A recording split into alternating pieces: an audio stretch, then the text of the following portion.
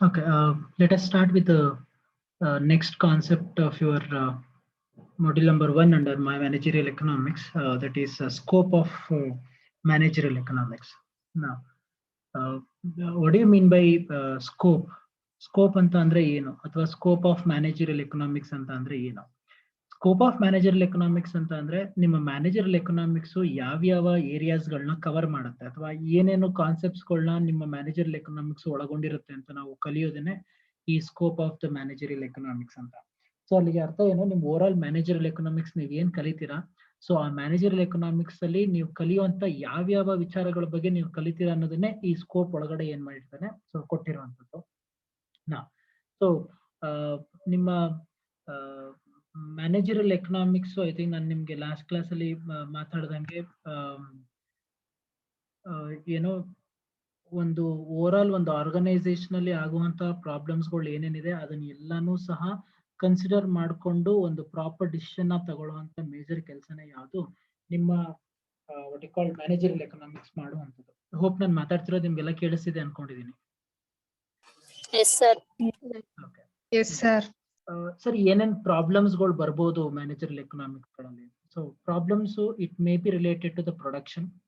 ಎಷ್ಟು ಪ್ರೊಡ್ಯೂಸ್ ಮಾಡಬೇಕು, ಹೆಂಗ್ ಪ್ರೊಡ್ಯೂಸ್ ಮಾಡಬೇಕು, ಯಾವ ಮೆಥಡ್ ಯೂಸ್ ಮಾಡಬೇಕು, ಯಾವ ಟೈಪ್ ಆಫ್ ರಾ ಮೆಟೀರಿಯಲ್ ತಗೊಂಡ್ ಬಂದು ನಾನು ಮ್ಯಾನುಫ್ಯಾಕ್ಚರ್ ಮಾಡಬೇಕು, ಸ್ಕಿಲ್ಡ್ ಲೇಬರರ್ಸ್ ಬೇಕಾ, ಅನ್ಸ್ಕಿಲ್ಡ್ ಲೇಬರರ್ಸ್ ಬೇಕಾ, then reduction or control of cost. So ನಾನು ಯಾವ್ಯಾವ ರೀತಿಯಲ್ಲಿ ನನ್ನ ಕಾಸ್ಟ್ ನ ಕಂಟ್ರೋಲ್ ಮಾಡಬಹುದು ಅನ್ನೋದು. ಡಿಟರ್ಮಿನೇಷನ್ ಆಫ್ ದ ಪ್ರೈಸ್, ಒಂದು ಪ್ರಾಡಕ್ಟ್ ಅಥವಾ ಒಂದು ಸರ್ವಿಸ್ಗೆ ಯಾವ ರೀತಿ ಪ್ರೈಸ್ ನ ಸೆಟ್ ಮಾಡಬೇಕು ಅನ್ನೋದು. ಮೇಕ್ ಆರ್ ಬೈ ಡಿಸಿಷನ್, ಇವತ್ತು ನಾನೇ ಮ್ಯಾನುಫ್ಯಾಕ್ಚರ್ ಮಾಡ್ಲಾ ಅಥವಾ ಹೊರಗಡೆಯಿಂದ ಬೈ ಮಾಡ್ಲಾ ಅನ್ನೋ ಒಂದು ಡಿಸಿಷನ್ ಇರ್ಬೋದು. ಇನ್ವೆಂಟ್ರಿ ಡಿಸಿಷನ್ಸ್, ಐ ಥಿಂಕ್ ನೀವೆಲ್ಲರೂ ಕಾಸ್ಟ್ ಅಕೌಂಟಿಂಗ್ ಅಲ್ಲಿ ಫೀಫೋ ಲೀಫೋ ಅಂತೆಲ್ಲ ನೋಡಿರ್ತೀರಾ. ನಾವು ಫೀಫೋ ಅಪ್ಲೈ ಮಾಡ್ಬೇಕಾ ಲೀಫೋ ಅಪ್ಲೈ ಮಾಡ್ಬೇಕಾ ಅಂತ ನೋಡೋದು. ದೆನ್ ಕ್ಯಾಪಿಟಲ್ ಮ್ಯಾನೇಜ್ಮೆಂಟ್, ನನ್ನ ಹತ್ರ ಇರುವಂತ ವರ್ಕಿಂಗ್ ಕ್ಯಾಪಿಟಲ್ ನಾವ್ ಏನಂತ ಕರಿತೀವಿ, ಲಿಕ್ವಿಡ್ ಕ್ಯಾಪಿಟಲ್ ಅಂತ ಏನ್ ಕರಿತೀವಿ, ಅದನ್ನ ಯಾವ ರೀತಿ ಮ್ಯಾನೇಜ್ ಮಾಡಬೇಕು. ದೆನ್ ಪ್ರಾಫಿಟ್ ಪ್ಲಾನಿಂಗ್, ಸೊ ಯಾವ ರೀತಿ ನನ್ನ ಒಂದು ಪ್ರಾಫಿಟ್ ಇಯರ್ ಬೈ ಇಯರ್ ಎಷ್ಟು ತಗೊಳ್ಬೇಕು ಅಂತ ನಾನು ಹೆಂಗ್ ಡಿಸೈಡ್ ಮಾಡಬೇಕು. ದೆನ್ ಇನ್ವೆಸ್ಟ್ಮೆಂಟ್ ಡಿಸಿಷನ್, ಒಂದ್ ಪರ್ಟಿಕ್ಯುಲರ್ ಇನ್ವೆಸ್ಟ್ಮೆಂಟ್ ನ ಒಂದ್ ಪರ್ಟಿಕ್ಯುಲರ್ ಏರಿಯಾದಲ್ಲಿ ಅಥವಾ ಆಕ್ಟಿವಿಟಿಲಿ ಮಾಡ್ಬೇಕಾ ಬೇಡವಾ ಅನ್ನೋದು. Then H R management. See, ಇಲ್ಲಿ ಮೆನ್ಷನ್ ಮಾಡಿರುವಂತ ಎಲ್ಲವೂ ಸಹ ಒಂದಲ್ಲ ಒಂದು ರೀತಿಯಾದಂತಹ ಪ್ರಾಬ್ಲಮ್ಸ್ ಗಳು ಮಸ್ಟ್ ಅಂಡ್ ಶುಡ್ ಕಂಪನೀಸ್ ಗಳಲ್ಲಿ ನಡೀತಾ ಇರುವಂತದ್ದು ಅಟ್ ಪ್ರೆಸೆಂಟ್ ಟಿಲ್ ನಾವು. ಇವತ್ತು ನಿಮ್ಗೆಲ್ಲರಿಗೂ ಈ ವ್ಯಾಕ್ಸಿನೇಷನ್ ಬಗ್ಗೆ ನಾವು ಕೇಳ್ತಾ ಇದ್ದೀವಿ. ಕೋವ್ಯಾಕ್ಸಿನ್, ಕೋವಿಶೀಲ್ಡ್ ಅಂತ ಒಂದು ವ್ಯಾಕ್ಸಿನೇಷನ್ ಕೊಡುವಂತ ಒಂದು ಆಕ್ಟಿವಿಟಿ ನಡೀತಾ ಇದೆ ಇಂಡಿಯಾದಲ್ಲಿ. ಸೀರಮ್ ಇನ್ಸ್ಟಿಟ್ಯೂಟ್ ಅಂತ ಕೇಳಿದೀರಾ? So serum institute of India ಅಂತ ಅವರೇನೆ ಈ ವ್ಯಾಕ್ಸಿನೇಷನ್ ನ ತಯಾರು ಮಾಡ್ತಾ ಇರೋದು, ಅದರ್ ದೆನ್ ಭಾರತ್ ಬಯೋಟೆಕ್ ಅಂತ ಎಲ್ಲಿ ತಮಿಳ್ನಾಡಲ್ಲಿ ಇರೋದು ಬಿಟ್ರೆ. ಸೊ ಸಾರಿ, ಆಂಧ್ರದಲ್ಲಿ ಅನ್ಸುತ್ತೆ. ಈ ಎರಡು ಏನೋ ಫಾರ್ಮಾಸ್ಯೂಟಿಕಲ್ ಕಂಪನೀಸ್ಗಳು ಮಾತ್ರ ವ್ಯಾಕ್ಸಿನೇಷನ್ ನ ಪ್ರೊಡ್ಯೂಸ್ ಮಾಡ್ತಿರೋದು. ಇವತ್ತು ಸೀರಮ್ ಇನ್ಸ್ಟಿಟ್ಯೂಟ್ ನ ಸಿಇಒ ಬಂದು ಹೋಗಿ ಎಲ್ಲೋ ಲಂಡನ್ ಅಲ್ಲಿ ಕೂತಿದ್ದಾನೆ. ನಾವು ಸರ್ ಯಾಕೆ ಅವ್ನು ಹೋಗಿ ಲಂಡನ್ ಅಲ್ಲಿ ಕೂತ್ಕೊಂಡ, ಇಲ್ಲಿ ಯಾಕೆ ಇಲ್ಲಿ ಇಷ್ಟು ಪ್ರಾಬ್ಲಮ್ ಆಗ್ತಾ ಇದ್ರೆ ಅವ್ನು ಯಾಕೆ ಪ್ರೊಡಕ್ಷನ್ ನಾವು ಜಾಸ್ತಿ ಮಾಡ್ತಾ ಇಲ್ಲ? There is a problem in the Serum Institute. ಸ್ವಲ್ಪ ಪೊಲಿಟಿಕಲ್ ಪ್ರೆಷರ್ಸ್ ಗಳು ಏನಾಗ್ತಾ ಇದೆ, ತುಂಬಾ ಬರ್ತಾ ಇದೆ. ಅದನ್ನ ಹ್ಯಾಂಡಲ್ ಮಾಡೋದು ಹೆಂಗೆ ಅಂತ ಅವ್ನಿಗೆ ಗೊತ್ತಾಗ್ತಾ ಇಲ್ಲ. ನಾವು ಇದು ಜಸ್ಟ್ ಒಂದ್ ಸಿಂಪಲ್ ಎಕ್ಸಾಂಪಲ್ ನಾನು ಹೇಳಿದ್ದು. ಒಂದು ಆರ್ಗನೈಸೇಷನ್ ಅಲ್ಲಿ ಯಾವ್ಯಾವ ರೀತಿ ಪ್ರಾಬ್ಲಮ್ಸ್ ಗಳನ್ನ ಫೇಸ್ ಮಾಡ್ತಾರೆ ಅಂತ. ಐ ಥಿಂಕ್ ನೀವು ಗೂಗಲ್ ಅಲ್ಲಿ ನೀವೇನಾದ್ರೂ ಜಸ್ಟ್ ಸುಮ್ನೆ ಹಂಗೆ ಸೀರಮ್ ಇನ್ಸ್ಟಿಟ್ಯೂಟ್ ಆಫ್ ಇಂಡಿಯಾ ಅಸಲಿ ಕತೆ ಅಂತ ಏನಾದ್ರು ನೀವೇನಾದ್ರೂ ಯೂಟ್ಯೂಬ್ ಅಲ್ಲಿ ಟೈಪ್ ಮಾಡಿದ್ರೆ ನಿಮ್ಗೆ ಒಂದು ವಿಡಿಯೋ ಬರುತ್ತೆ. ಅಲ್ಲಿ ಸಿಇಒ ಬಂದು ಪೂನಾವಾಲಾ ಅಂತ. ಸೊ ಅವನದು ವಿಡಿಯೋ ನೀವು ನೋಡಿ ನಿಮ್ಗೆ ಗೊತ್ತಾಗತ್ತೆ ಅವನಿಗಿರುವಂತ ಪ್ರೆಷರ್ ಯಾವ ರೀತಿ ಇದೆ, ಅವ್ನು ಯಾವ ರೀತಿ ಡಿಸಿಷನ್ಸ್ ಗಳನ್ನ ತಗೊಳ್ಬೇಕು ಅನ್ನೋದಕ್ಕೆ ಎಷ್ಟು ಪ್ರಾಬ್ಲಮ್ ಫೇಸ್ ಮಾಡ್ತಾ ಇದ್ದಾನೆ. ನಾವು ಯಾಕೆ ಇದನ್ನ ಹೇಳ್ತಾ ಇದ್ದೀನಿ ಅಂತ ಅಂದ್ರೆ, this is one type of problem which arises in the organisation. ಇಂಥ ಪ್ರಾಬ್ಲಮ್ಸ್ ಗಳು ಎಷ್ಟೊಂದು ಸಾವಿರಾರು ಇರ್ತವೆ ಒಂದು ಆರ್ಗನೈಸೇಷನ್, ಬಟ್ ಅದನ್ನೆಲ್ಲ ಹ್ಯಾಂಡಲ್ ಮಾಡುವಂತ ಕೆಪಾಸಿಟಿನ ಅವ್ನು ಕಲಿಬೇಕು ಅಂತ ಅಂದ್ರೆ he must and should aware about the managerial economics. ಅದಕ್ಕೋಸ್ಕರ while all these are the problems, the managerial economist make use of the concepts, tools and techniques of economics. ಈ ತರ problems ಗಳನ್ನ ಸಾಲ್ವ್ ಮಾಡೋದಕ್ಕೋಸ್ಕರನೇ ಸೊ ಕೆಲವೊಂದು tools techniques ಗಳನ್ನ ಏನ್ ಮಾಡಿದ್ದಾರೆ, adapt ಮಾಡ್ಕೊಂಡಿದ್ದಾರೆ, which is related disciplines to find an optimum solution to a managerial problem ಅಂತ. ಸೊ ಈ ತರ ಒಂದು ಮ್ಯಾನೇಜರಿಯಲ್ ಪ್ರಾಬ್ಲಮ್ಸ್ ಗಳನ್ನ ಸಾಲ್ವ್ ಮಾಡೋದಕ್ಕೋಸ್ಕರ ಸೊ ಏನ್ ಮಾಡಿದ್ದಾರೆ, ಸೊ ಈ ಮ್ಯಾನೇಜರಿಯಲ್ ಎಕನಾಮಿಕ್ಸ್ ಅನ್ನೋ ಒಂದು ಕಾನ್ಸೆಪ್ಟ್ ನ ಎಲ್ಲಾ ಆರ್ಗನೈಸೇಷನ್ ಗಳು ಅಡಾಪ್ಟ್ ಮಾಡ್ಕೊಳ್ತಾರೆ. ಸರ್ ಹಾಗಾದ್ರೆ ಈ ಮ್ಯಾನೇಜರಲ್ ಎಕನಾಮಿಕ್ಸ್ ಒಳಗಡೆ ನಾವು ನೋಡುವಂತ ಕಾನ್ಸೆಪ್ಟ್ಸ್ ಗಳು ಯಾವ್ಯಾವ್ದು ಅಥವಾ ಏನೇಂದ್ರ ಬಗ್ಗೆ ನಾವು ಈ ಒಂದು ಮ್ಯಾನೇಜರಲ್ ಎಕನಾಮಿಕ್ಸ್ ಅನ್ನೋ ಕಾನ್ಸೆಪ್ಟ್ ಕಲಿತಾ ಹೋಗ್ತೀವಿ. ಒಂದು ಡಿಮ್ಯಾಂಡ್ ಅನಾಲಿಸಿಸ್ ಅಂತ. ಡಿಮ್ಯಾಂಡ್ ಅಂದ್ರೆ ಏನು?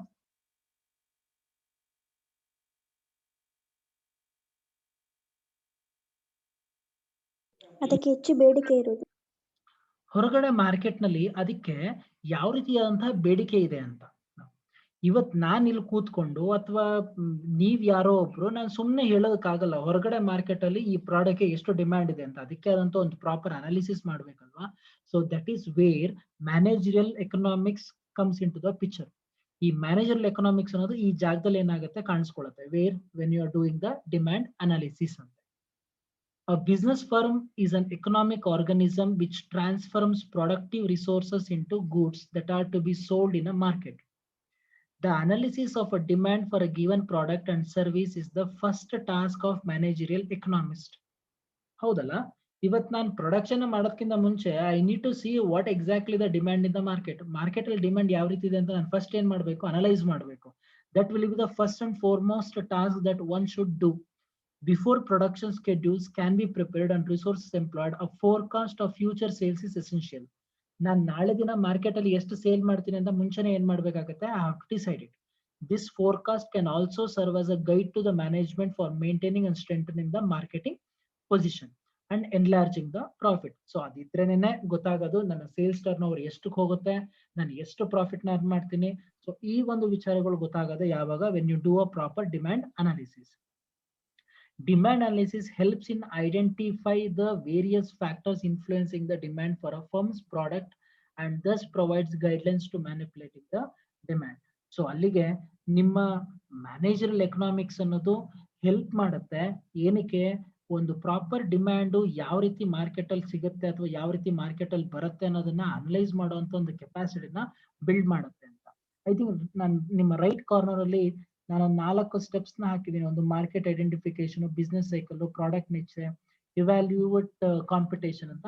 ಇದು ನಾರ್ಮಲ್ ಬೇಸಿಕ್ ಆಕ್ಟಿವಿಟಿ ಮಾಡುವಂಥದ್ದು. ಯಾರೇ ಒಬ್ರು ಮಾರ್ಕೆಟ್ ನ ಡಿಮ್ಯಾಂಡ್ ಅನ್ನ ಅನಲೈಸ್ ಮಾಡಬೇಕು ಅಂತಂದ್ರೆ ಫಸ್ಟ್ ಯಾವ ಮಾರ್ಕೆಟ್ ಅಂತ ಐಡೆಂಟಿಫೈ ಮಾಡಬೇಕು, ಮತ್ ನೀನ್ ಯಾವ ಸೈಕಲ್ ಬಿಸ್ನೆಸ್ ಸೈಕಲ್ ಇದೆಯಾ, ಮಾರ್ಕೆಟ್ ಅಲ್ಲಿ ಯಾವ ರೀತಿ ಆ ಪ್ರಾಡಕ್ಟ್ ಡಿಮ್ಯಾಂಡ್ ಇದೆ ಅನ್ಬೇಕು. ಅದಾದ್ಮೇಲೆ ಯಾವ ರೀತಿ ಟಾರ್ಗೆಟೆಡ್ ಕಸ್ಟಮರ್ಸ್ ನಿನ್ ಪ್ರಾಡಕ್ಟ್ ನ ತಗೊಳ್ತಾರೆ ಅಂತ ನೋಡ್ಬೇಕು. ಅದಾದ್ಮೇಲೆ ಇವ್ಯಾಲ್ಯೂಯೇಟ್ ಮಾಡ್ಬೇಕು ನನ್ನ ಪ್ರಾಡಕ್ಟ್ ಮಾರ್ಕೆಟ್ಗೆ ಹೋಗುತ್ತಾ ಇಲ್ವಾ ಅಂತ. ನಾವು ಈ ತರ ಒಂದು ಸ್ಟೆಪ್ ಬೈ ಸ್ಟೆಪ್ ಪ್ರೊಸೀಜರ್ ನ ಏನ್ ಮಾಡ್ಬೇಕಾಗುತ್ತೆ? ಆಸ್ ಅ ಮ್ಯಾನೇಜರಲ್ ಎಕನಾಮಿಸ್ಟ್ ಒಂದು ಆರ್ಗನೈಸೇಷನ್ ಒಳಗಡೆ ಅವನು ತನ್ನ ಡಿಮ್ಯಾಂಡ್ ನ ಅನಲೈಸ್ ಮಾಡ್ಬೇಕು ಅಂತ ಹೇಳ್ತಾರೆ. ಹೋಪ್ ನಾನು ಮಾತಾಡ್ತಿರೋದು ನಿಮ್ಗೆ ಎಲ್ಲರಿಗೂ ಕೇಳಿಸ್ತಿದೆ ಅನ್ಕೊಂಡಿದ್ದೀನಿ.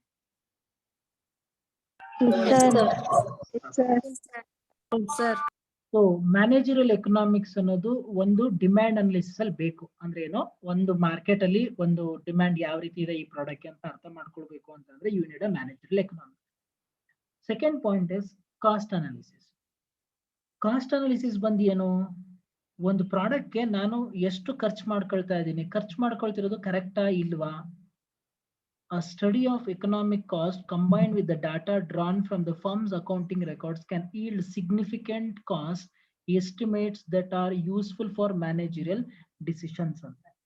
ಇವತ್ತು ಒಂದು ಆರ್ಗನೈಸೇಷನ್ ಡಿಸಿಷನ್ ತಗೊಳ್ಬೇಕು ಅಂತ ಅಂದಾಗ I need to think it over whether this particular product can be manufactured in the organisation or not ಅಂತ.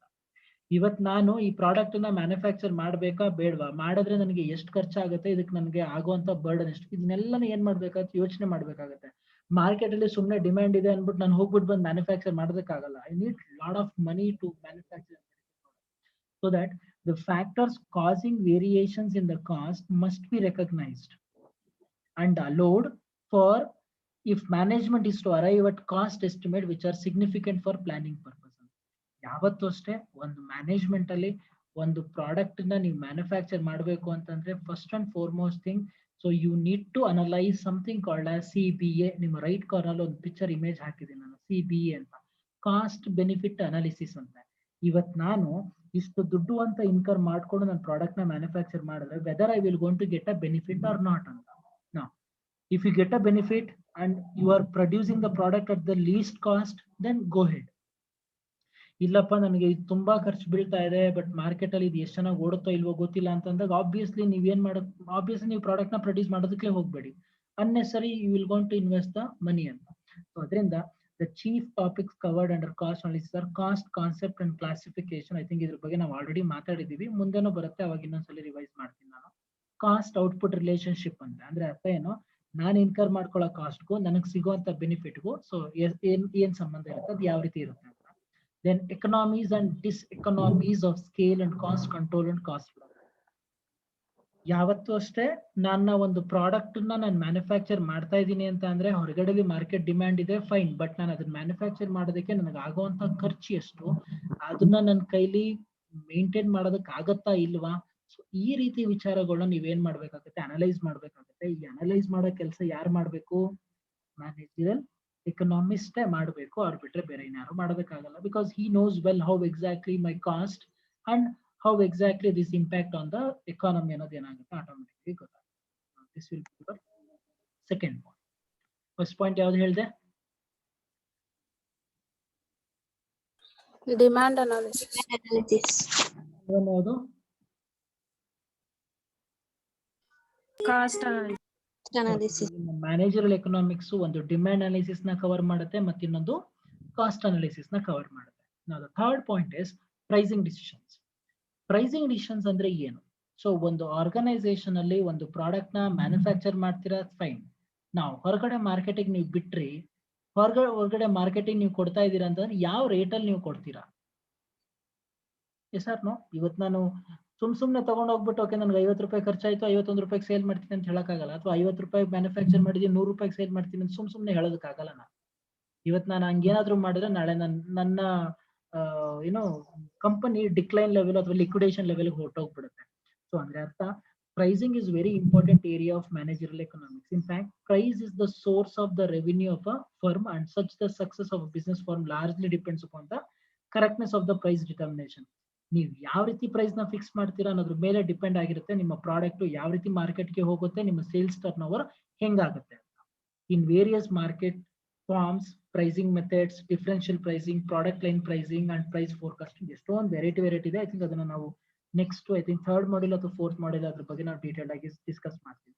ಬಟ್ ನಾನು ಸಿಂಪಲ್ ಆಗಿ ಹೇಳಬೇಕು ಅಂತಂದ್ರೆ ಐ ಥಿಂಕ್ ನಾನು ನಿಮ್ಮ ಫಸ್ಟ್ ಸೆಮ್ ಅಲ್ಲಿ ಮಾತಾಡಬೇಕಾದಾಗ 2 ಮೆಥಡ್ ಬಗ್ಗೆ ಹೇಳಿದೆ. Hope whether you may be you have remembered ಅನ್ಸುತ್ತೆ.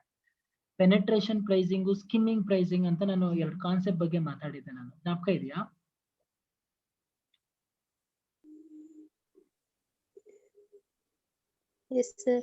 ಪೆನೆಟ್ರೇಷನ್ ಪ್ರೈಸಿಂಗ್ ಅಲ್ಲಿ ಏನಾಗುತ್ತೆ, ನೀವು ಮಾರ್ಕೆಟಿಗೆ ಬಿಟ್ಟಿದ ತಕ್ಷಣ ಕಡಿಮೆ ರೇಟ್ ಅಲ್ಲಿ ಏನ್ ಮಾಡ್ತೀರಾ, ರೇಟ್ ನ ಫಿಕ್ಸ್ ಮಾಡ್ಕೊಂಡು ಸೇಲ್ ಮಾಡ್ತೀರಾ. ಸ್ಕಿಮ್ಮಿಂಗ್ ಪ್ರೈಸ್ ಅಲ್ಲಿ ಏನ್ ಮಾಡ್ತೀರಾ, ಇನಿಷಿಯಲ್ ಡೇಸ್ ಅಲ್ಲೇ ನೀವು ಜಾಸ್ತಿ ಏನ್ ಮಾಡ್ತೀರಾ, ಪ್ರೈಸ್ ನ ಫಿಕ್ಸ್ ಮಾಡ್ಬಿಟ್ಟು ಏನ್ ಮಾಡ್ತೀರಾ, ಮಾರ್ಕೆಟ್ಗೆ ಸೇಲ್ ಮಾಡ್ತೀರಾ. ಸೊ ಈ ತರ ಮಾಡಿದಾಗ ಆಗುವಂತ ಇಂಪ್ಯಾಕ್ಟ್ ಕಂಪ್ನಿಗೆ ಏನು ಎತ್ತ, ಇದ್ರ ಬಗ್ಗೆ ಎಲ್ಲ ಡೀಟೇಲ್ಡ್ ಆಗಿ ಏನ್ ಮಾಡ್ಬೇಕಾಗತ್ತೆ, ನೀವು ಮ್ಯಾನೇಜರಲ್ ಎಕನಾಮಿಕ್ಸ್ ಸ್ಟಡಿ ಮಾಡ್ಬೇಕಾಗತ್ತೆ ಅಂತ ಹೇಳ್ತಾರೆ. ಐ ಥಿಂಕ್ ನಿಮ್ಮ ರೈಟ್ ಇಮೇಜ್ ಅಲ್ಲಿ ನಾನು ತೋರಿಸಿದೀನಿ, ಅಬ್ಸರ್ವ್ ಮಾಡ್ಬೋದು ನೀವು.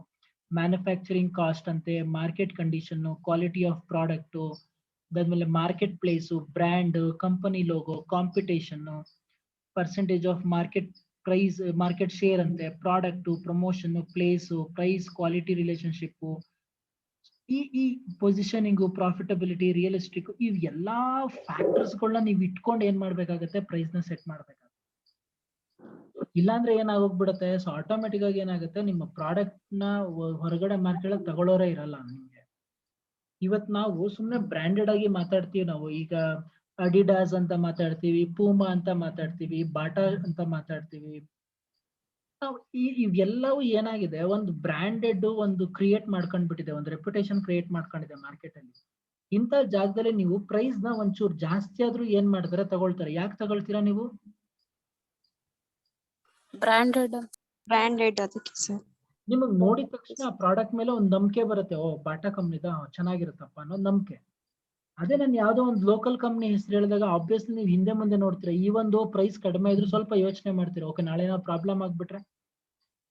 This is what we called as. ನಿಮ್ಮ ಪ್ರೈಸ್ ನ ಡಿಸೈಡ್ ಮಾಡ್ಬೇಕಾದಾಗ ಇಂಥ ಫ್ಯಾಕ್ಟರ್ಸ್ ಗಳು ಏನಾಗುತ್ತೆ, ತುಂಬಾ ಇಂಪಾರ್ಟೆಂಟ್ ಆಗುತ್ತೆ. ಸೊ ಅದ್ರ ಬಗ್ಗೆ ನಾವು ಡೀಟೇಲ್ ಆಗಿ ನೆಕ್ಸ್ಟ್ 4th ಮಾಡ್ಯೂಲ್ ಅಲ್ಲಿ ಮಾತಾಡ್ತೀವಿ ನಾವು.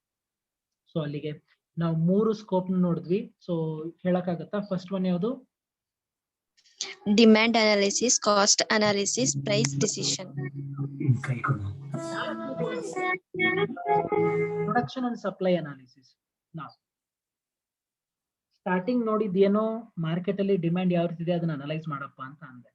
ಅದಾದ್ಮೇಲೆ ಏನು, ನೀನ್ ಮ್ಯಾನುಫ್ಯಾಕ್ಚರ್ ಮಾಡೋದಕ್ಕೆ ಎಷ್ಟು ಕಾಸ್ಟ್ ಇರುತ್ತೆ ಅದನ್ನ ಚೆಕ್ ಮಾಡ್ಕೊಳಪ್ಪ, ಅದನ್ನ ಅನಲೈಸ್ ಮಾಡಪ್ಪ ಅಂತ ಅಂದೆ. ಮೂರನೇದು ಹೇಳ್ದೆ, ಪ್ರೈಸ್ ನ ಸೆಟ್ ಮಾಡಬೇಕು ಮಾರ್ಕೆಟಿಗೆ ಬಿಡೋದಕ್ಕಿಂತ ಮುಂಚೆ, ಅದನ್ನ ಅನಲೈಸ್ ಮಾಡ್ಕೊಳ್ಳಿ ಯಾವ ರೀತಿ ಪ್ರೈಸ್ ಸೆಟ್ ಮಾಡಬೇಕು. ಫೈನ್, 3 ಆಯ್ತು.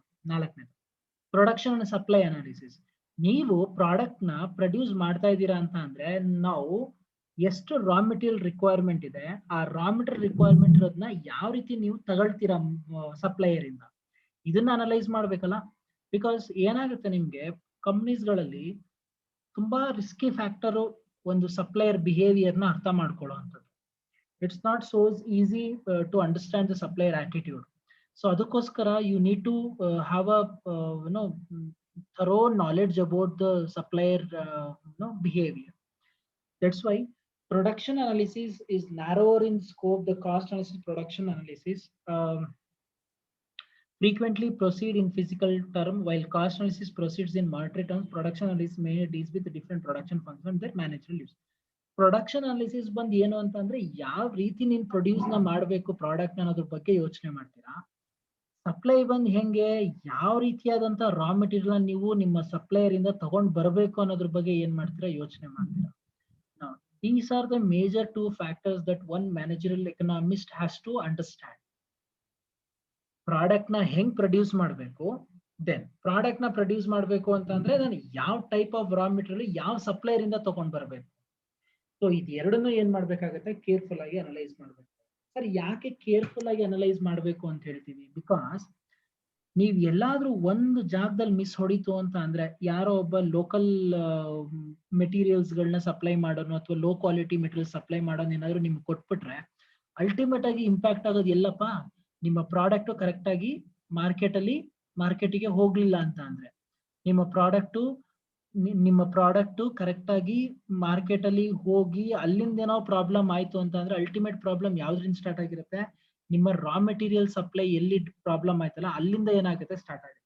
ಸೊ ಅದರಿಂದ ಒಂದು ಆರ್ಗನೈಸೇಷನ್ ಅಲ್ಲಿ ನೀವು ಯಾವ ರೀತಿ ಸಪ್ಲೈಯರ್ ನ ನೋಡ್ಕೊಳ್ತೀರಾ, ಯಾವ ರೀತಿ ಸಪ್ಲೈಯರ್ ನಿಮ್ಗೆ good quality of raw material ನ ಕೊಡ್ತಾನೆ, ಅದ್ರ ಮೇಲೆ ಡಿಪೆಂಡ್ ಆಗಿರುತ್ತೆ ನೀವು ಯಾವ ರೀತಿ ನಿಮ್ಮ ಒಂದು ಪ್ರೊಡಕ್ಷನ್ ಕ್ವಾಲಿಟಿ ಬರುತ್ತೆ, ಅದಾದ್ಮೇಲೆ ಮಾರ್ಕೆಟ್ ಅಲ್ಲಿ ನಿಮ್ಮ ಪ್ರಾಡಕ್ಟ್ ಕ್ವಾಲಿಟಿ ಮೂವ್ ಆಗುತ್ತೆ ಅಂತ.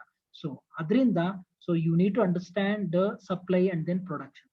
ಕೆಲವೊಂದ್ಸಲಿ ಏನಾಗುತ್ತೆ, ಡಿಮ್ಯಾಂಡ್ ಹೊರಗಡೆ ಇದೆ ಮಾರ್ಕೆಟ್ ಅಲ್ಲಿ, ಬಟ್ ಆದ್ರೆ ಪ್ರಾಪರ್ ಸಪ್ಲೈ ಇರಲ್ಲ. ಐ ಥಿಂಕ್ ನಾವ್ ಇವತ್ತು ನೋಡ್ತಾ ಇದೀವಿ, ವ್ಯಾಕ್ಸಿನೇಷನ್ ತಗೊಳ್ಳೋದು, ಮತ್ತೆ ಕೋವ್ಯಾಕ್ಸಿನ್ ಕೋವಿಶೀಲ್ಡ್ ತಗೊಳ್ಳೋದು. ಈ ಮುಂದೆಲ್ಲ ಏನ್ ಹೇಳ್ತಿದ್ರು, May 1 ಇಂದ 18ರಿಂದ 45 ವರ್ಷದೊಳಗಡೆ ಇರೋರಿಗೆಲ್ಲ ವ್ಯಾಕ್ಸಿನೇಷನ್ ಕೊಡ್ತೀವಿ, ಸ್ಟಾರ್ಟ್ ಮಾಡ್ತೀವಿ ಅಂತ ಅಂದ್ರು. ಬಟ್ ಆದ್ರೆ ಇಮ್ಮಿಡಿಯೇಟ್ ಆಗಿ ಏನ್ ಮಾಡಿದ್ರು, ಸೊ ನೆಕ್ಸ್ಟ್ ಫರ್ದರ್ ಆರ್ಡರ್ ತನಕ ನಾವ್ ಯಾವ್ದೇ ರೀತಿ ವ್ಯಾಕ್ಸಿನೇಷನ್ ಕೊಡಲ್ಲ ಅಂತ ಹೇಳ್ಬಿಟ್ರು. ನಾವ್ ಹೇಳ್ತಾ ಇರೋದು ಯಾಕೆ, because there is a problem of supply. Market ಅಲ್ಲಿ ಕೋವಿಶೀಲ್ಡ್ ಅಥವಾ ಕೋವ್ಯಾಕ್ಸಿನ್ ಸಪ್ಲೈ ಆಗ್ತಾ ಇಲ್ಲ ಒಂದು. ಎರಡನೇ ಫ್ಯಾಕ್ಟರ್ ಏನು ಅಂತ ಅಂದ್ರೆ, ನಿಮ್ಗೆ ಆ ಕೋವ್ಯಾಕ್ಸಿನ್ ಕೋವಿಶೀಲ್ಡ್ ಇದ್ರೂ ಸಹ ಅದನ್ನ ಯಾರಿಗೆ ಕೊಡ್ತಾ ಇದಾರೆ ಇವಾಗ, 45+ ಏಜ್ ಆಗಿರುವಂತಹ ಸೆಕೆಂಡ್ ಡೋಸ್ ರಿಕ್ವೈರ್ಮೆಂಟ್ ಯಾರಿಗಿದೆ ಅವ್ರಿಗೆ ಏನ್ ಮಾಡ್ತಾ ಇದಾರೆ, ಕೋವ್ಯಾಕ್ಸಿನೇಷನ್ ನ ಕೊಡ್ತಾ ಇದಾರೆ ಅಥವಾ ಕೋವಿಶೀಲ್ಡ್ ನ ಕೊಡ್ತಾ ಇದಾರೆ. ನಾವು ಇಲ್ಲಿ ಏನಾಗ್ತಾ ಇದೆ, ಪ್ರೊಡಕ್ಷನ್ ಕಡಿಮೆ ಆಗಿದೆ, ಆಬ್ವಿಯಸ್ಲಿ ಸಪ್ಲೈಯೂ ಕಡಿಮೆ ಆಗಿದೆ. ಕಡಿಮೆ ಆಗಿರೋದ್ರಿಂದ ಏನಾಗ್ತಾ ಇದೆ, ಸೊ ನಿಮ್ಗೆ ವ್ಯಾಕ್ಸಿನೇಷನ್ ಫುಲ್ಫಿಲ್ಮೆಂಟ್ ನ ನಿಮ್ ಕೈಲಿ ಮಾಡೋದಕ್ಕೆ ಆಗ್ತಾ ಇಲ್ಲ. ನಾವು ಅದಕ್ಕೋಸ್ಕರನೇ ಇವತ್ತು ಅಮೆರಿಕ ದೇಶನೋ ಅಥವಾ ಬೇರೆ ಇನ್ಯಾವುದೋ ಕಂಟ್ರಿ, ಅಮೆರಿಕ ದೇಶದಲ್ಲಿ ಆಲ್ಮೋಸ್ಟ್ ಕಂಟ್ರಿಯ ಪಾಪ್ಯುಲೇಷನ್ ಇರುವಂತಹ 37% ಆಫ್ ಪಾಪ್ಯುಲೇಷನ್ ಏನ್ ಮಾಡಿದ್ರೆ ಸೆಕೆಂಡ್ ಡೋಸ್ ಕೊಟ್ಬಿಟ್ಟಿದ್ದಾರೆ. ಬಟ್ ನಮ್ ಇಂಡಿಯಾದಲ್ಲಿ ಇನ್ನ ಫಸ್ಟ್ ಡೋಸ್ ನ ಕೊಡೋದಕ್ಕೆ ತಡ್ಕಾಡ್ತಾ ಇದ್ದಾರೆ, ಅದು ದಟ್ಟು ಫಾರ್ 45+ ಏಜ್ ಇರೋರಿಗೆ ಮಾತ್ರ. Now the problem here is the government has not analyzed the situation properly. ಚೈನಾದಿಂದ ಸ್ಟಾರ್ಟ್ ಆಯ್ತು ಕೊರೋನಾ, ಫೈನ್ ಆಯ್ತು. ಚೈನಾದಿಂದ ಬಂದಿದ್ದು ಅಮೆರಿಕಾಗೂ ಎಫೆಕ್ಟ್ ಹೊಡಿತು, ನಮಗೂ ಎಫೆಕ್ಟ್ ಹೊಡಿತು. ಅಲ್ಲಿ ಎಷ್ಟು ಜನ ಸತ್ರು, ನಮ್ಮಲ್ಲೂ ಅಷ್ಟು ಜನ ಸತ್ರು. ಅಲ್ಲಿ ಎಷ್ಟು ಜನಕ್ಕೆ ಪಾಸಿಟಿವ್ ಕೇಸಸ್ ಬಂತು, ಇಲ್ಲೂ ಅಷ್ಟು ಜನ ಪಾಸಿಟಿವ್ ಕೇಸಸ್ ಬಂದಿದೆ. ಬಟ್ ಸ್ಟಿಲ್ ಇವತ್ತು ಅವರು ಆಲ್ಮೋಸ್ಟ್ ಕಂಟ್ರಿಯ ಒಂದು 47% ಆಫ್ ಪಾಪ್ಯುಲೇಷನ್ಗೆ ಫಸ್ಟ್ ಡೋಸ್ ಕೊಟ್ಟಿದ್ದಾರೆ. 37% ಆಫ್ ದ ಪಾಪ್ಯುಲೇಷನ್ಗೆ ಅವ್ರು ಏನ್ ಮಾಡಿದ್ದಾರೆ, ಸೆಕೆಂಡ್ ಡೋಸ್ ಕೊಟ್ಟಿದ್ದಾರೆ. ನಾವು ಕೊಟ್ಟು ಅವರು ಕೊರೋನಾನ ಕೇಸಸ್ ನ ಆದಷ್ಟು ಕಡಿಮೆ ಮಾಡ್ಕೊಂಡು ಬಂದಿದ್ದಾರೆ. ಬಟ್ ಆದ್ರೆ ನಮ್ ಇಂಡಿಯಾದಲ್ಲಿ I know that like population ಬಂದು ಅಲ್ಲಿ ಬರೀ ಒಂದು 40 ಲಕ್ಷ ಪಾಪ್ಯುಲೇಷನ್ ಇದೆ, ಇಲ್ಲಿ ನೋಡಿದ್ರು 40 ಕೋಟಿ ಇದೆ, ಇಲ್ಲೊಂದು 130 ಕೋಟಿ ಇದೆ. That is one issue. But government ಏನ್ ಮಾಡ್ಬೇಕಿತ್ತು, ಪ್ರಿಕಾಷನರಿ ಮೆಷರ್ ಅಂತ ಮುಂಚೆಯಿಂದನೇ ಅವ್ರು ಏನ್ ಮಾಡ್ಬೇಕಾಗಿತ್ತೆ, ಇದ್ರ ಬಗ್ಗೆ ಜಾಸ್ತಿ ಯೋಚನೆ ಮಾಡಿ ಈ ಪ್ರೊಡಕ್ಷನ್ ಯಾವ ರೀತಿ ಮಾಡೋದು, ಸಪ್ಲೈ ಯಾವ ರೀತಿ ಮಾಡೋದ್ರನ್ನ ಯೋಚನೆ ಮಾಡ್ಬೇಕಾಗಿತ್ತು. ಈ ತರ ಪ್ರಾಬ್ಲಮ್ಸ್ ಏನಾಗುತ್ತೆ ಕಂಪ್ನಿ ಒಳಗೂ ಸಹ ಏನಾಗುತ್ತೆ ಬರ್ತಾ ಹೋಗುತ್ತೆ. ಸೊ ಅಂತ ಪ್ರಾಬ್ಲಮ್ಸ್ಗಳನ್ನ ಸೊ ಏನ್ ಮಾಡ್ಬೇಕಾಗುತ್ತೆ, ತುಂಬಾ ಕೇರ್ಫುಲ್ ಆಗಿ ಏನ್ ಮಾಡ್ಬೇಕಾಗುತ್ತೆ, ಹ್ಯಾಂಡಲ್ ಮಾಡ್ಬೇಕಾಗುತ್ತೆ. ಅದನ್ನು ಸಹ ನೀವೇನ್ ಮಾಡ್ತೀರಾ ಮ್ಯಾನೇಜರಿಯಲ್ ಎಕನಾಮಿಕ್ಸ್ ಅಲ್ಲಿ ನೋಡ್ತಾ ಹೋಗಿ. ಯಾವ್ದು ಫಸ್ಟ್ ಪಾಯಿಂಟ್ ಹೇಳಿದ್ ನಾನು? Demand analysis.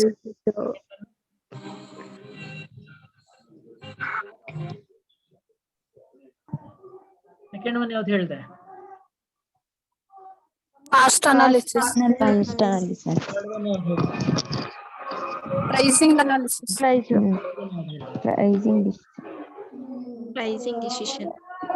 Fourth one production and supply. Production and supply analysis.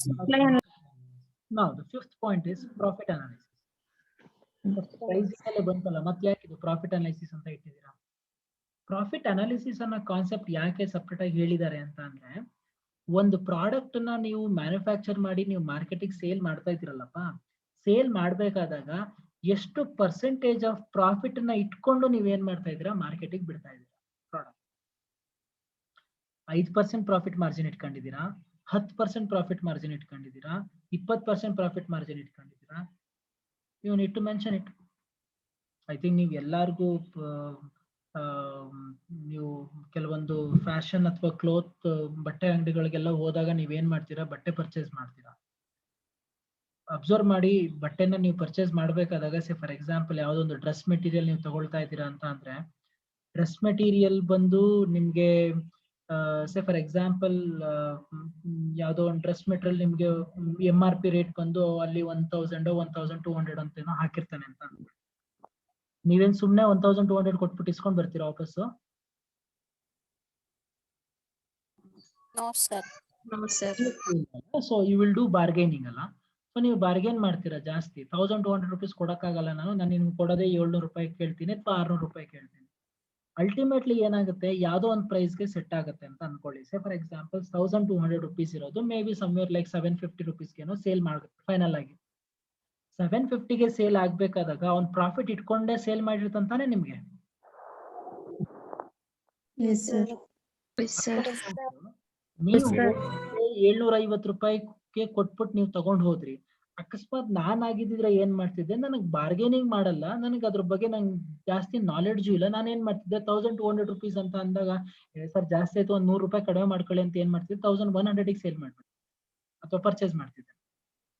1100 rupees non purchase ಮಾಡಿದೆ, ನೀವು ಹೋಗಿ ಏನ್ ಮಾಡಿದ್ರಿ 750 ರೂಪಾಯಿಗೆ ಪರ್ಚೇಸ್ ಮಾಡಿದ್ರಿ. ಸೊ ಏನಾಯ್ತು, ಅಸ್ಯೂಮ್ ದಟ್ ಅದ್ರ ಕಾಸ್ಟ್ ಬಂದ್ ಏನೋ ಒಂದ್ 700 rupees ಇತ್ತು ಅಂತ ಅನ್ಕೊಳ್ಳಿ. ನೀವು ಹೋಗಿದ್ಕೆ ಅವ್ನಿಗೆ ಸಿಕ್ಕಿದಂತ ಪ್ರಾಫಿಟ್ ಎಷ್ಟು?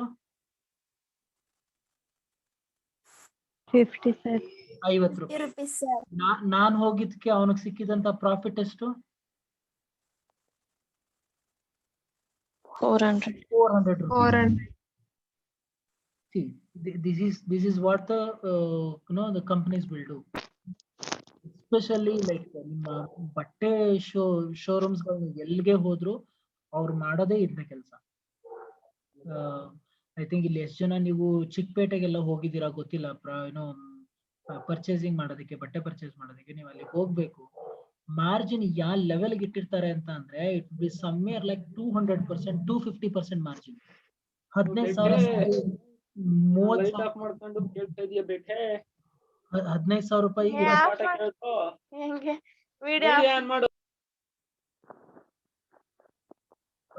ನಯನ ಮ್ಯೂಟ್ ಮಾಡಿ.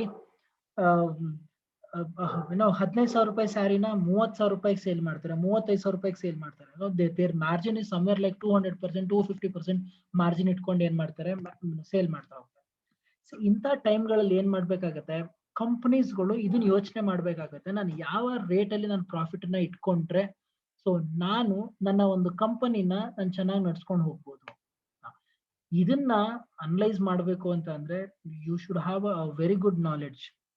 ನಿಮ್ಮ ಫ್ಯೂಚರ್ ನ ಯೋಚನೆ ಮಾಡ್ಕೊಂಡು ಏನ್ ಮಾಡ್ಬೇಕಾಗತ್ತೆ, ಪ್ರಾಫಿಟ್ ನ ಇಟ್ಬೇಕಾಗತ್ತೆ.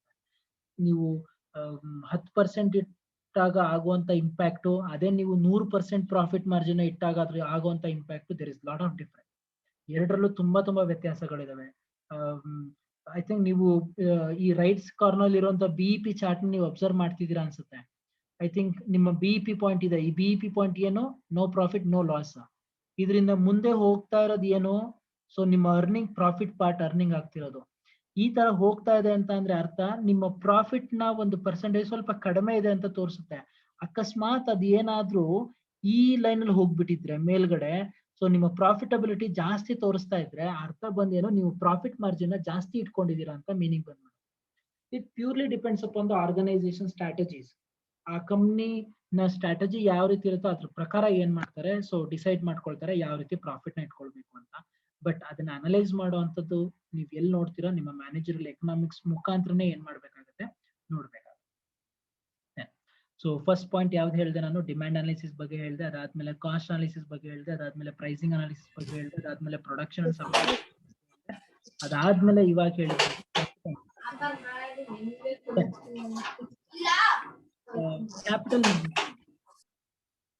ಕ್ಯಾಪಿಟಲ್ ಮ್ಯಾನೇಜ್ಮೆಂಟ್ ಅಂತ ಅಂದ್ರೆ ಏನು?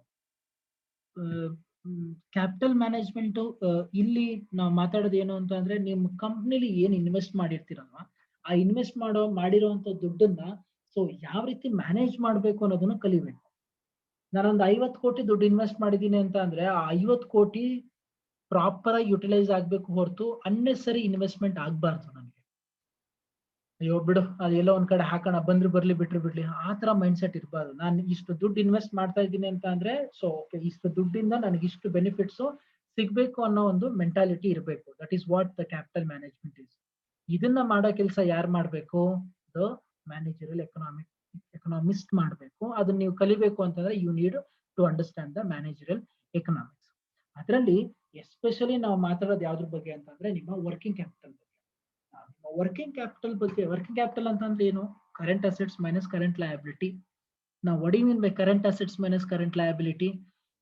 ನಿಮ್ಮ ಕಂಪನಿಯ ಲಿಕ್ವಿಡಿಟಿ ಪೊಸಿಷನ್ ಯಾವ ರೀತಿ ಇದೆ ಅಂತ ನೀವು ಅರ್ಥ ಮಾಡ್ಕೊಳ್ಬೇಕು ಅಂತ ಅಂದ್ರೆ so you need a proper knowledge.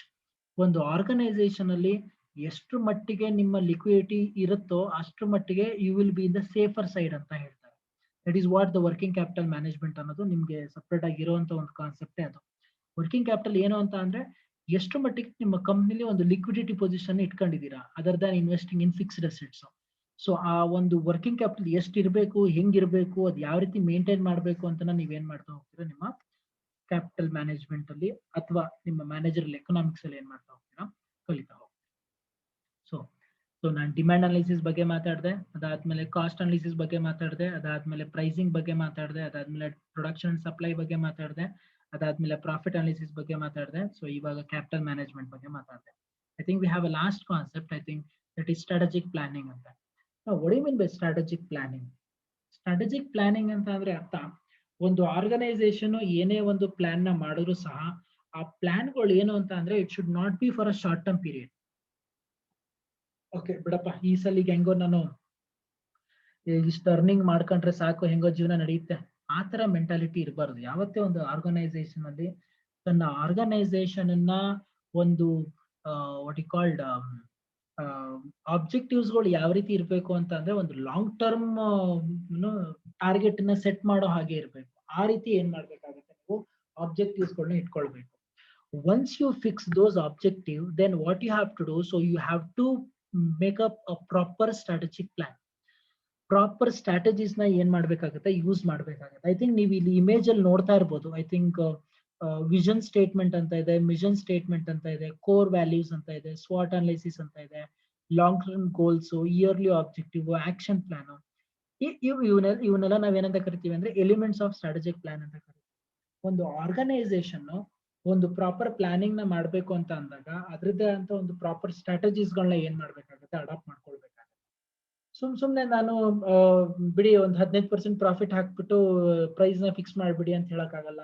ಅಥವಾ 1.5 ಕೋಟಿ ಟನ್ ಅಷ್ಟು ಏನೋ ರಾ ಮೆಟೀರಿಯಲ್ ನ ಪರ್ಚೇಸ್ ಮಾಡ್ಕೊಂಡು ಬಂದ್ಬಿಡಿ, ಗೋಡೌನ್ ಇರ್ಲಿ ಆಮೇಲೆ ನೋಡ್ಕೊಳ್ಳೋಣ ಪ್ರೊಡಕ್ಷನ್ ಮಾಡ್ಬೇಕಾ ಬೇಡವಾ, ಈ ತರ ನಾನು ಯೋಚನೆ ಮಾಡಕ್ ಆಗಲ್ಲ. So I need to make a proper plan. ಇಲ್ಲ ಅಂತಂದ್ರೆ ಏನಾಗ್ಬಿಡುತ್ತೆ, ಐ ಥಿಂಕ್ ಇವತ್ತು ನಾವು ನೋಡ್ತಾ ಇದೀವಿ ಕರ್ನಾಟಕದಲ್ಲಿ ಆಕ್ಸಿಜನ್ ನ ಶಾರ್ಟೇಜ್ ಬಂದ್ಬಿಟ್ಟಿದೆ. ಇವಾಗ ಏನ್ ಮಾಡ್ತಾರೆ, ಎಲ್ಲೋ ಒಡಿಶಾ ಕಡೆಯಿಂದ ಇವತ್ತೆಷ್ಟೋ 240 ಟನ್ ಆಕ್ಸಿಜನ್ ಬಂತು ಅಂತ ನೋಡ್ತಾ ಇದೀವಿ ನಾವು.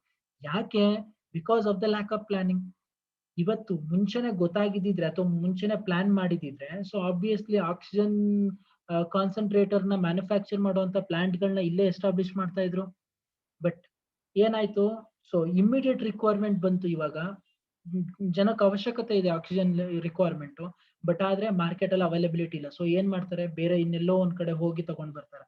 ಅದನ್ನ ತಗೊಂಡ್ ಬರೋದಕ್ಕೂ ಏನ್ ಮಾಡಿದ್ರು, ಕೋರ್ಟ್ ಹೋಗಿ ಕೋರ್ಟ್ಗೊಂದು ಪಿಟಿಷನ್ ಹಾಕಿ, ಕೋರ್ಟ್ ಆಮೇಲೆ ಒಂದು ಆರ್ಡರ್ ಪಾಸ್ ಮಾಡಿ, ಇಲ್ಲ ಕರ್ನಾಟಕಕ್ಕೆ ಹೋಗಿ ಪರ್ ಡೇ ನಂಗೆ 120 ಟನ್ ಅಷ್ಟು ರಿಕ್ವೈರ್ಮೆಂಟ್ ಆಕ್ಸಿಜನ್ ಇದೆ, ಅದನ್ನ ಸಪ್ಲೈ ಮಾಡಿ ಅಂತ ಆರ್ಡರ್ ಪಾಸ್ ಮಾಡಿದ್ಮೇಲೆ, ಅದಾದ್ಮೇಲೆ ಸೆಂಟ್ರಲ್ ಗೌರ್ಮೆಂಟ್ ಏನ್ ಮಾಡಿದ್ರು, ಆರ್ಡರ್ ಪ್ಲೇಸ್ ಮಾಡಿ ತಂದ್ಕೊಡ್ತಾ ಇದ್ದಾರೆ. ಇವಾಗ ನಾವು ಯಾಕೆ ಈ ತರ ಪ್ರಾಬ್ಲಮ್ ಆಗ್ತಾ ಇದೆ, because of the proper planning ಇಲ್ಲದೆ ಇರೋದಕ್ಕೋಸ್ಕರ. ಈ ತರ ಒಂದು ಪ್ರಾಪರ್ ಪ್ಲಾನಿಂಗ್ ನ ಮಾಡಬೇಕು ಅಥವಾ ಸ್ಟ್ರಾಟಜೀಸ್ ನ ಯೂಸ್ ಮಾಡಬೇಕು ಅಂತಂದ್ರೆ you need a managerial economics.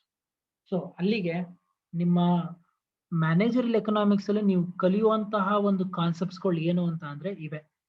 Demand ಹೆಂಗಿರ್ಬೇಕು ಅಥವಾ ಡಿಮ್ಯಾಂಡ್ ಹೆಂಗ್ ಎಸ್ಟಿಮೇಟ್ ಮಾಡಬೇಕು, ಕಾಸ್ಟ್ ಯಾವ ರೀತಿ ಇರಬೇಕು, ಕಾಸ್ಟ್ ಸ್ಟ್ರಕ್ಚರ್ ಯಾವ ರೀತಿ ಇರಬೇಕು, ಅದಾದ್ಮೇಲೆ what you called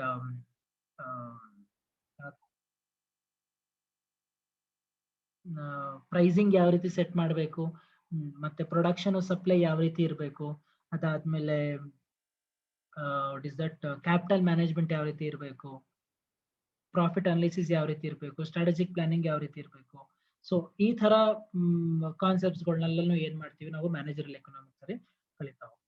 so finally ಏನಂತ ಅಂದ್ರೆ can conclude that managerial economic consist of applying economic principles and concepts towards adjusting with various uncertainties faced by a business. ಎಷ್ಟೊಂದು ಅನ್ಸರ್ಟೈನಿಟೀಸ್ ಗಳೆಲ್ಲ ಏನಾಗ್ತಾ ಇರುತ್ತೆ, ಕಂಪನೀಸ್ ಗಳಲ್ಲಿ ಫೇಸ್ ಆಗ್ತಾ ಇರುತ್ತೆ. ಇಂಥ ಸಂದರ್ಭದಲ್ಲಿ ಯಾವ ರೀತಿ ಒಂದು ಆರ್ಗನೈಸೇಷನ್ ತನ್ನ ಎಫೆಕ್ಟಿವ್ ಡಿಸಿಷನ್ಸ್ ಗಳನ್ನ ತಗೊಳ್ತಾರೆ, ಆ ತಗೊಳ್ಳೋದ್ರಿಂದ ಯಾವ ರೀತಿ ಅನ್ಸರ್ಟೈನಿಟಿನ ಕೇರ್ಫುಲ್ ಆಗಿ ಹ್ಯಾಂಡಲ್ ಮಾಡ್ಬೋದು ಅಂತ. ಐ ಥಿಂಕ್ ನೀವು ನಿನ್ನೆಯಿಂದ ನೋಡ್ತಾ ಇರ್ಬೋದು, ಒಂದು ಚಂಡಮಾರುತ ಬರ್ತಾ ಇದೆ. ಅದ್ರ ಹೆಸರು ಬಂದು ತೌತ್ಕೆ ಅಂತ ಚಂಡಮಾರುತ, ಅರಬ್ಬಿ ಸಮುದ್ರ ಕಡೆಯಿಂದ ಬರ್ತಾ ಇರೋದು. ಐ ಥಿಂಕ್ ಇದನ್ನ 3 days ಬಿಫೋರ್ ಏನ್ ಮಾಡಿದ್ರು, ಹವಾಮಾನ ಇಲಾಖೆಯವರು ಏನ್ ಮಾಡಿದ್ರು, ಮುನ್ಸೂಚನೆ ಕೊಟ್ರು. ಈ ಕೊಟ್ಟಿದ್ರಿಂದ ಏನಾಯ್ತು, ಆ ಅರಬ್ಬಿ ಸಮುದ್ರದ ದಡದಲ್ಲಿ ಇದ್ವಲ್ಲ ಮನೆಗಳು, ಜನಗಳು ಇದ್ರಲ್ಲ, ಅವ್ರೆಲ್ಲ ಏನ್ ಮಾಡಿದ್ರು, ಬೇರೆ ಕಡೆ ಶಿಫ್ಟ್ ಮಾಡಿದ್ರು. ಯಾಕೆ ಇದಾಗುತ್ತೆ, because only when you give a proper information or proper intimation, so then only the people can understand the situation and they can take up precautionary measures. So ಅದರಿಂದ ನಿಮ್ಮ ಮ್ಯಾನೇಜರಲ್ ಎಕನಾಮಿಕ್ಸ್ ಅನ್ನೋದು ತುಂಬಾ important ಆಗುತ್ತೆ ಇಂಥ ಏರಿಯಾಗಳಲ್ಲಿ. So that ಇದರಿಂದ automatic ಆಗಿ ಏನ್ ಮಾಡ್ಬೋದು, ಒಂದು ಆರ್ಗನೈಸೇಷನ್ ಅಲ್ಲಿ ತನ್ನ ಪ್ರಾಬ್ಲಮ್ಸ್ ಗಳನ್ನ ಏನ್ ಮಾಡ್ಬೋದು, ಅವಾಯ್ಡ್. ಓಕೆ, ಮತ್ತೆ ರಿಜಾಯ್ನ್ ಆಗಿ ಎಂಡ್ ಆಗ್ತಾ ಇದೆ. ಸೊ ಅಟೆಂಡೆನ್ಸ್ ತಗೊಳ್ತೀನಿ ನಾನು. Thank you.